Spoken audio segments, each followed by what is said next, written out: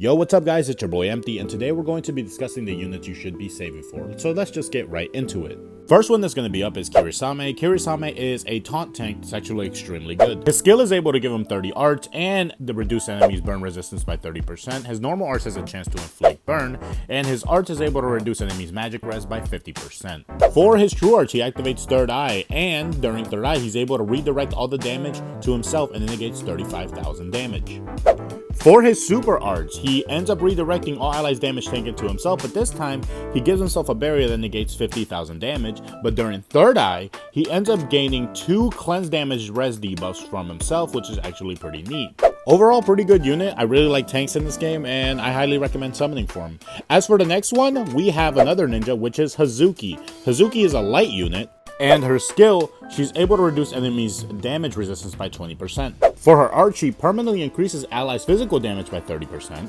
And her true art, she ends up activating third eye, and during third eye, she's able to increase all allies' arts damage by 130% and damage res by 30%. And for her super arts, she increases all allies' accuracy by 50% and reduces enemies' light res by 100%. Extremely solid unit, very good, another good ninja. So far that makes 2 for 2 when it comes to the ninja. It's nice. Really like her, and she's gonna be really good on a lot of teams. Just that arch damage buff is crazy.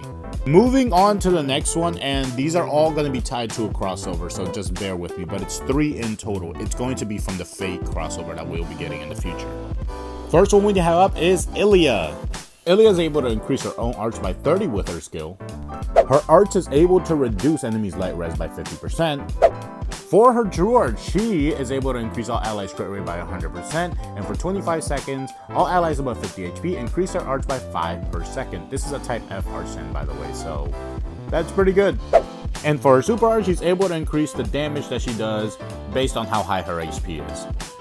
Definitely a good unit overall, especially if you're going to be starting out in the game, or whoever starts out in the game around this time, because Fate's probably like their favorite anime ever. She's going to be really solid and really good, and I see her being used in a lot of endgame content, especially since she gives out so many buffs, and art gen is not bad at all, so yeah.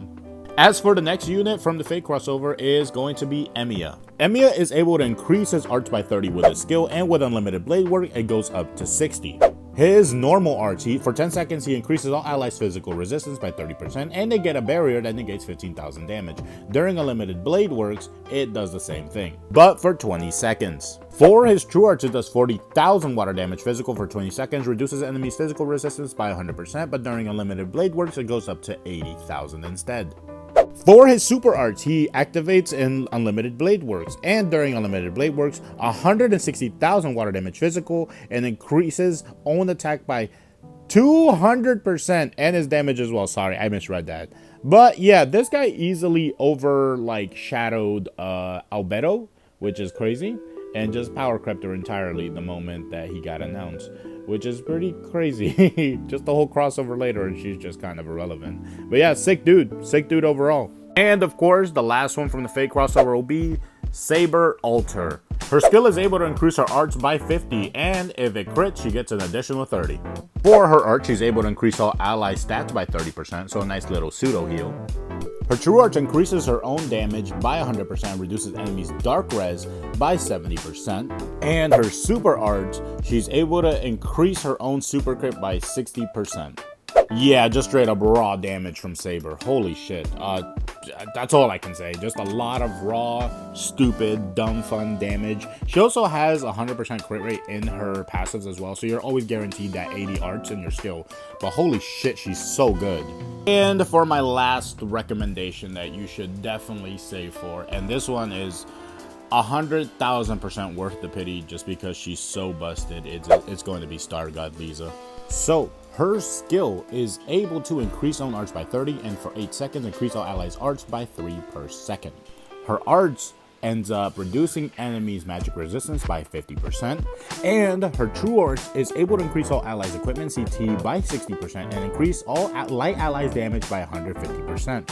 And her super arts does 130,000 light damage magic, and for 15 seconds increases allies' magic damage based on own current HP, match 300%. Yeah, Lisa is just on super mega crack roids, like 20 different strings of Mortal Kombat combos Just think of everything like imaginable. This bitch is crazy.